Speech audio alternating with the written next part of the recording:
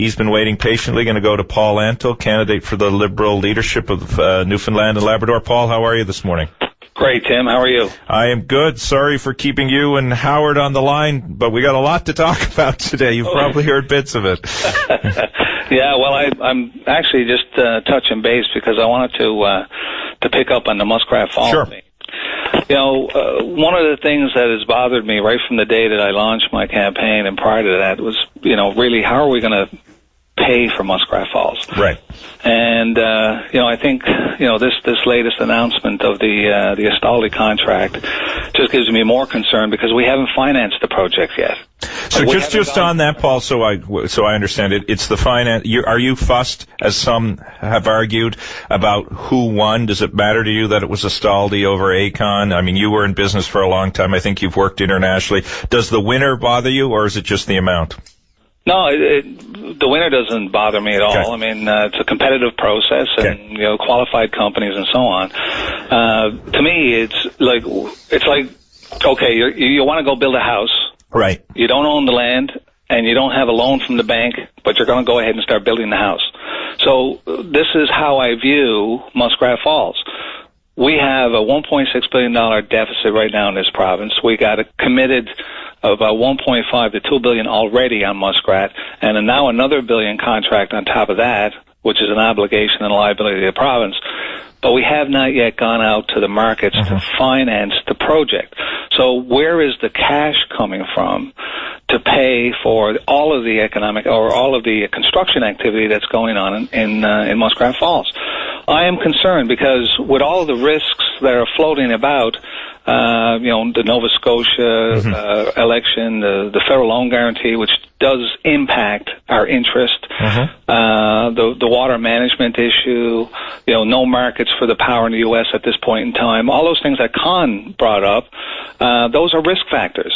So when you go out to the market, they assess those things. Yes. They assess those things. So if you want to go to New York or Toronto and get that cash, you know, you want to get 3, 4, 5% interest rates. But with all of the risk factors that are now on the table, we may not get that money at those rates from those markets. We may have to go to Asian markets where we went in the 90s as a province because we couldn't borrow anywhere else, and we're going to be paying 12% and 15% and 20% because of the risk factors.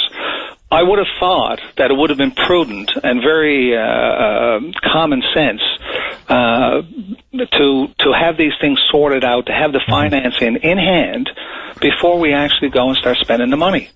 So I have a real issue with that. The other issue I have with the project itself is I haven't seen evidence, despite, you know, the information that we've gotten from Nalcor, that we need the power. Because I reviewed a report just yesterday from the National Energy Board that showed that the Newfoundland electricity usage dropped by 20% over the last 10 years. I mean, that's a huge, I mean, that's going the opposite direction. And that, you know, Nalcor has predicted a 5% increase, a smooth line 5% increase in electricity usage out into 2050.